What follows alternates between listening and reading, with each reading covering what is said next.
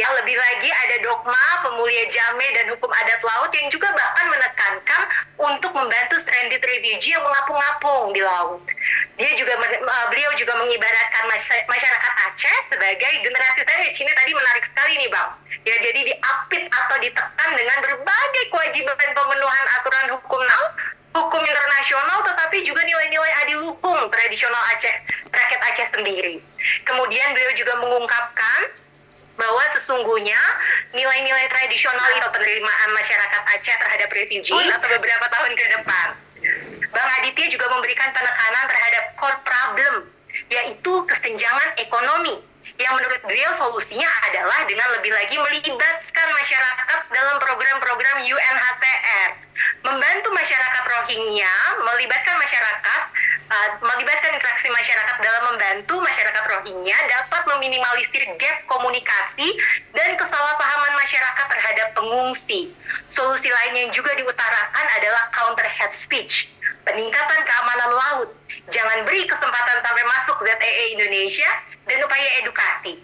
Salah satu poin penting yang juga ditekankan adalah hindari upaya hasut-menghasut, perkuat koordinasi pusat dengan daerah. Demikian yang sudah disampaikan oleh narasumber-narasumber kita yang luar biasa hari ini. Kita akan masuk ke babak diskusi. Kepada Bapak Ibu yang sudah memiliki pertanyaan. Tanggap pertama pasti ada uang yang harus keluar dulu. Walaupun uang itu nanti akan dikembalikan ya oleh UNHCR atau... Tapi tempat penampungan tuh kan sebenarnya cost juga untuk kita yang seharusnya bisa digunakan. Sekarang pertanyaan saya penampungan itu bayar nggak UNHCR? Ya, itu kalau misalnya BPK tahu itu jadi temuan tuh harusnya. Yang mahal aja. Ya. Kalau kita bilang bahwa nggak ada masalah kok, nggak ada penolakan dan sebagainya. Sekarang kita siap nggak Indonesia? 2 juta orang datang semua ke Indonesia, ke Aceh, kemana? Udah dibuka aja semua. Sementara Australia dan lain sebagainya mereka nggak mau kok. Sekarang saya tanya, kenapa nggak 2 juta sekalian masukin ke ini? Kan jutaan yang di Cox Bazar itu, masukin aja semua ke Indonesia. Udah nggak apa-apa. Kalau misalnya memang itu keputusan dari pemerintah, silahkan. Ya, saya juga harus tunduk dong dengan putusan pemerintah. Masa saya akan melawan? Nggak mungkin. Nanti saya dianggap melakukan ujaran kebencian lagi. Enggak, silakan aja. 2 juta, 10 juta, masukin aja semua ke Indonesia. Nggak apa-apa. Saya rasa itu aja. Ya, kenapa? Karena masalahnya mereka stuck di sini. Coba tanyain deh. Berapa yang akan diterima ke negara ketiga? Ratifikasi. Coba dibuat penelitian.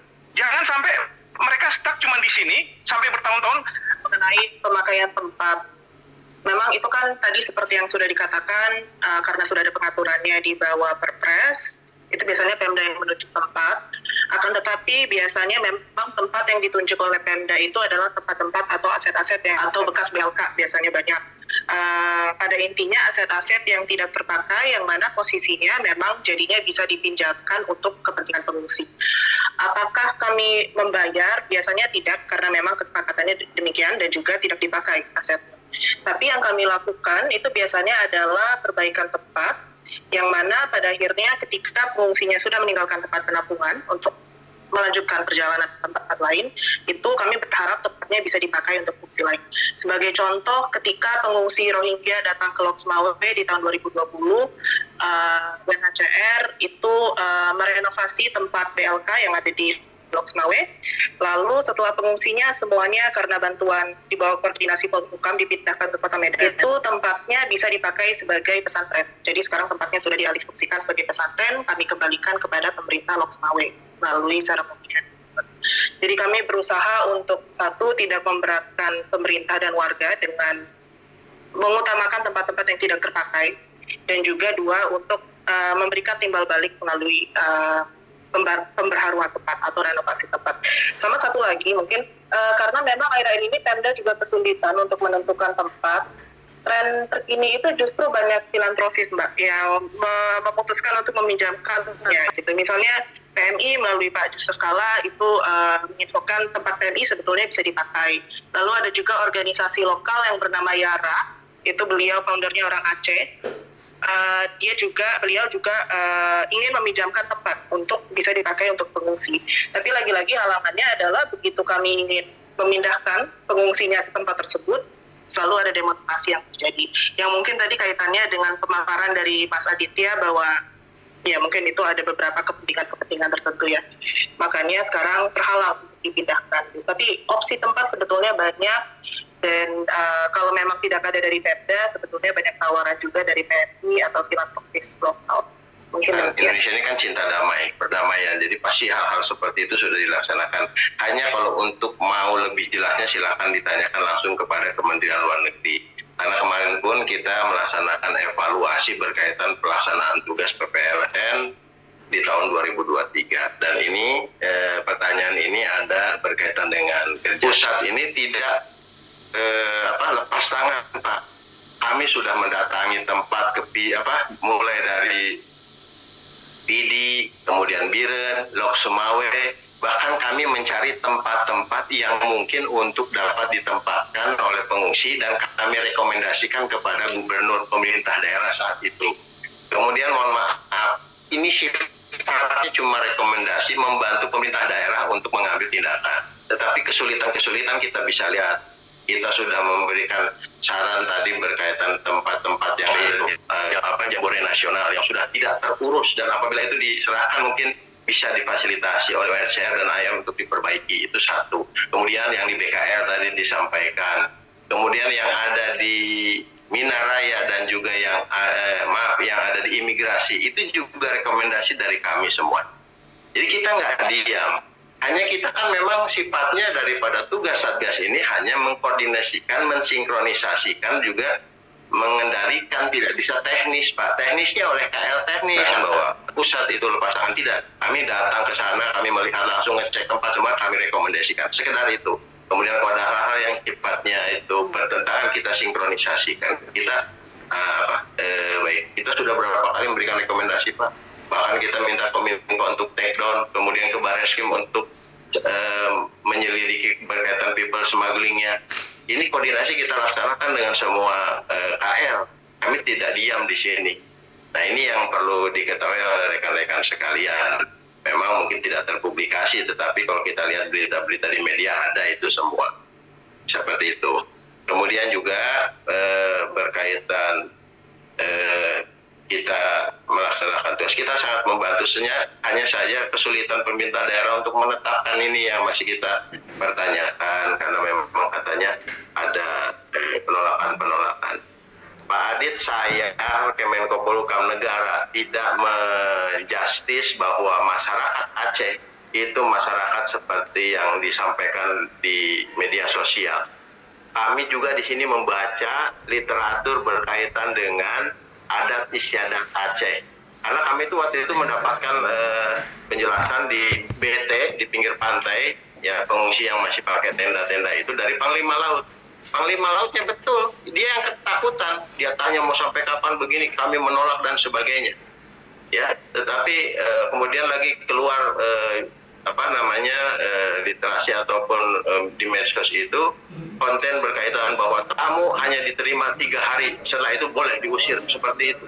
Kami baca, ternyata masyarakat Aceh tidak seperti itu. Ya, tidak seperti itu. Kemudian kita melaksanakan penanganan ini yang ada sekarang itu aturannya cuma Perpres 125/2016. Jadi kita pedomani itu. Itu yang kita pedomani dulu. Adapun nanti kita tahu Perpres ini tidak lengkap, kemudian Perpres ini tidak bisa untuk mengakomodir segalanya. Makanya salah satu daripada upaya kita sejak tahun lalu dan sekarang akan ditindaklanjuti untuk revisi bagaimana kira-kira artinya kita memberikan kemanusiaan, setelah itu apa tindakan kita terhadap mereka. Seperti itu. Kita di sini berpikir, Pak. Ya, saya waktu Polri. Waktu saya Polri mungkin pemikiran saya akan sama dengan Profesor Hik, hantam sesuai aturan begitu. Tetapi ketika saya sudah ada di Polhukam ini, kita kementerian koordinator, Pak, bukan kementerian teknis. Maka saya itu harus bagaimana ada dua KL ataupun ada dua permasalahan yang berbeda supaya tetap berjalan, kita sinkronisasikan win-win solution untuk dapat berjalan kasus itu.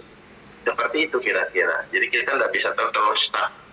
Saya kira konteksnya juga mohon maaf Pak Prof, ya bukan berarti kita ini masukkan aja yang 2 juta, itu bukan itu. Faktanya sekarang yang ada itu 1.700 itu yang masuk. Dan itu sudah masuk di Indonesia, bagaimana penanganannya? Itu yang harus kita pikirkan. Kita juga nggak mau mereka bertambah. Kita juga sudah memberikan masukan kepada Pak Menko sudah laporkan kepada Bapak Presiden berkaitan dengan menahan. Tadi Pak Adit, kalau dengar saya sudah bicarakan juga, tahan mereka itu di perbatasan penindak atau sebelum masuk di ZEE. Patroli udara sudah masuk, kita cegah aja jangan sampai masuk. Kalau udah masuk kita nggak bisa tolak. Benar-benar kebijakan sekarang pemerintah jangan pushback. Kalau udah masuk di wilayah kita seperti itu, seperti yang diajarkan orang Aceh itu. Ya saya sudah baca Pak itu semua literatur itu. Jadi kita sama sekali enggak. Dan saya sudah sampaikan Pak Adit juga tadi, mohon maaf. Ini akibat politik Pak. Sudah saya sampaikan, ini masuk tahun politik seperti itu. Dan saya tidak mendengar setelah kejadian itu pun ada mahasiswa yang mengecam, kelompok mahasiswa yang mengecam tindakan mahasiswa itu. Kami baca semua di sini. Kita tahu semua itu. Ini adalah masalah yang perlu kita selesaikan bersama-sama. Kemudian revisi ini juga sedang berlangsung. Mudah-mudahan bisa mengakomodir segala sesuatunya. Kami pun akan mengundang nanti dari akademisi dan sebagainya untuk kita mintakan pendapat-pendapatnya. Kami tidak diam. Ya, dan ingat kami masih menghargai hukum-hukum yang berlaku di masyarakat. Ya, kemudian kami juga masih merah putih. Demikian Mas. Jadi dari saya pribadi sebenarnya melihat apapun yang hari ini sudah terjadi di Aceh ya dari sisi pemerintahannya cukup menyenangkan, karena memang saya juga ngobrol dengan kawan-kawan dari UNHCR bahwasannya ada penunjukan A, penunjukan B, penunjukan C. Kita juga sempat ngobrol dengan orang UNHCR untuk apakah Unsyah bisa meminjamkan fasilitasnya kemarin ketika di Sabang ya, dengan Mas Faisal di Aceh. Dan dari kami pun, dari saya pribadi melihatnya ya lagi-lagi pemerintah sudah melakukan apa yang perlu dilakukan oleh pemerintah kan ya. Yang tadi saya komentari soal kawan-kawan yang tidak peduli adalah kawan-kawan yang menyuarakan suaranya dari nasional sana, kemudian tanpa melihat apa yang terjadi di lokal sini. Jadi kawan-kawan yang seolah-olah kami adalah A, B, C, D, E, F, G, seharusnya orang Aceh begini ya, seharusnya orang Aceh nolak ya, seharusnya orang Aceh dorong balik, seharusnya orang Aceh jangan terima. Nah ini nih kawan-kawan yang dari nasional sana nih yang kira-kira bicara seperti itu di forum-forum besar, kemudian viral di internet, kemudian dijadikan landasan berpikir bagi warga lokal. Nah itu menurut saya itu bukan solusi. Itu sama dengan memerintahkan orang Aceh, ya udah tabrak aja apa yang perlu ditabrak, nanti namanya jelek di internasional, ya saya kan pembicara seminar, ya udah nanti di lokal ya suka-suka hati. Nah itu yang hari ini sayang sekali terjadi begitu Pak Adi. Kita banyak sekali kita lihat akun-akun itu kemudian ngutip pandangan si Bapak ini di koran ini atau di media sosial ini, pandangan Bapak ini di media sosial ini, dan itu yang akhirnya masyarakat Aceh di mana-mana untuk sementara ini dalam kasus Rohingya dikenal sebagai masyarakat yang tidak baik atau yang sebenarnya lebih sakit tidak lagi baik ya. Kalau dulu baik, sekarang nggak baik lagi ya. Jadi mantan orang baik kayaknya lebih menyedihkan daripada jadi mantan penjahat kan ya. Itu yang saya tadi sampaikan Pak Adi. Apresiasi sekali kerja-kerja Kemenko Polhukam dan juga tim yang ada di sini juga penentuan status pengungsi. Jadi mungkin saya bisa bantu jawab juga bagaimana standar pengukurannya. Satu, pastinya kami memastikan bahwa ketakutan yang diajukan oleh pencari suaka itu berdasar. Yang tadi itu melalui interview yang mendalam, lalu juga pengecekan sebetulnya bagaimana situasi di negara asal. Gitu.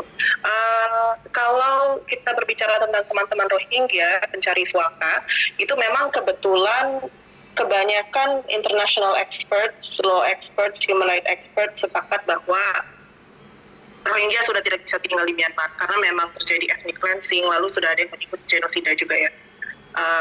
Walaupun itu masih mungkin perlu pembuktian secara hukum, tapi pada dasarnya pemerintah Myanmar tidak mengakui mereka, tidak memberikan kewarganegaraan, maka mereka tidak bisa bekerja, tidak bisa mengakses pendidikan dan sebagainya. Jadi di beberapa negara selain Indonesia itu pemerintah atau UNHCR sudah melakukan justru yang namanya prima facie determination ke pengungsi Rohingya, yang berarti bahwa siapapun yang memang secara origin check ketika kami interview memang terbukti bahwa dia Rohingya, maka dia akan mendapatkan status sebagai pengungsi karena memang sudah hampir semua pihak sudah sepakat bahwa Rohingya itu terpersekusi. Demikian. Jadi mungkin untuk Rohingya itu cenderung lebih aman ya, bisa dibilang bahwa kebanyakan dari mereka pengungsi. Nah, salah satu hal yang kami pastikan selama pengecekan atau screening awal itu adalah origin check, yang mana kami akan bertanya beberapa pertanyaan tentang asal-usul mereka dan juga mengecek kemampuan berbahasa mereka agar kami yakin bahwa mereka memang Rohingya. Dan juga kalau misalnya ada laporan dari imigrasi, misalnya untuk warga negara Bangladesh yang tadi saya sebutkan, itu sebetulnya kami dapat informasi dari imigrasi juga lokal bahwa memang orang-orang ini mempunyai paspor Bangladesh. Jadi karena itu sudah diinfokan ke kami, maka kami juga mengetahui dan mengecek dokumennya dan betul mereka bukan Rohingya. Jadi ada beberapa cara yang kami pakai untuk mengecek bahwa mereka memang satu Rohingya dan kedua bahwa mereka memang persekusi. Dan kalau itu sudah dipenuhi, maka kami bisa mengatakan bahwa mereka adalah pengungsi luar negeri. Gitu. Dan mungkin satu lagi tadi menjawab risetnya Bang Adit ya, karena menarik sekali dan sebetulnya kami juga sudah pernah meeting beberapa kali dengan Bang Adit ini mengenai risetnya. Sebetulnya UNHCR itu sudah melakukan banyak dialog dengan masyarakat, pun juga melibatkan masyarakat desa di beberapa kegiatan kami. Misalnya ketika kami mencari vendor gitu untuk pemberian makan atau misalnya untuk security, itu kami selalu mencari vendor yang berasal dari desa atau kami meminta vendornya untuk merekrut orang dari desa. Jadi secara kecil-kecilan, mungkin belum terlalu masif, tapi secara kecil-kecilan itu kami juga mencoba memberikan keuntungan ekonomi juga bagi warga desa sekitar. Nah, kedepannya bagaimana? Ini sebetulnya masih merupakan solusi yang kami jajaki, tapi kami juga sedang mencoba untuk melihat apakah ada donor-donor yang bisa juga memberikan manfaat development ke masyarakat Aceh. Cuman kan ini namanya masih usaha ya, jadi belum bisa dipastikan. Tapi pendekatan kami ke depannya memang juga memastikan bahwa dengan keberadaan pengungsi, maka masyarakat Aceh juga bisa mendapatkan keuntungan, walaupun ya pasti keuntungannya juga terbatas. Dan kami sudah mulai secara skala kecil, tapi kalau misalnya memang ke depannya kami bisa dapat donor yang juga bisa membantu mengembangkan masyarakat Aceh, menurut kami itu solusi yang win-win solution dan juga timbal balik ya. Berterima kasih ke masyarakat Aceh karena sudah menampung pengungsi.